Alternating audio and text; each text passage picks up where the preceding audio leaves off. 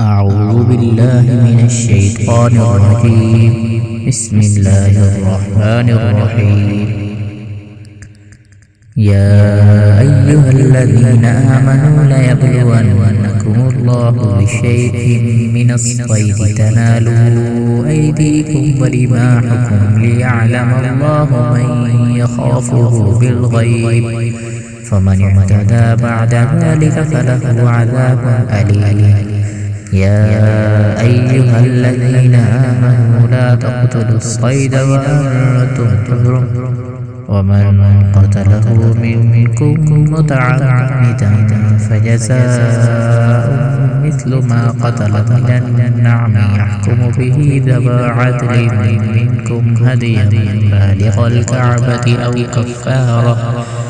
أو كفارة طعام مساكين أو عدل ذلك صياما ليذوق وبال أمره، عفى الله عما سلف، ومن عاد فينتقم الله منه، والله عزيز ذو انتقام.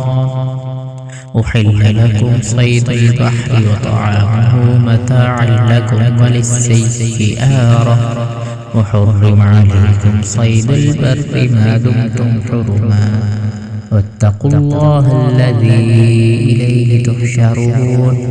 جعل الله الكعبة البيت الحرام قياما للناس والشهر الحرام والهدي والقلائد، ذلك لتعلموا أن الله يعلم ما في السماوات وما في الأرض، وأن الله بكل شيء عليم.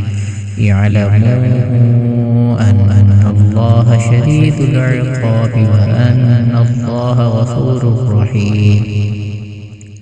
ما على الرسول إلا البلاغ، والله يعلم ما تبدون وما تكتمون.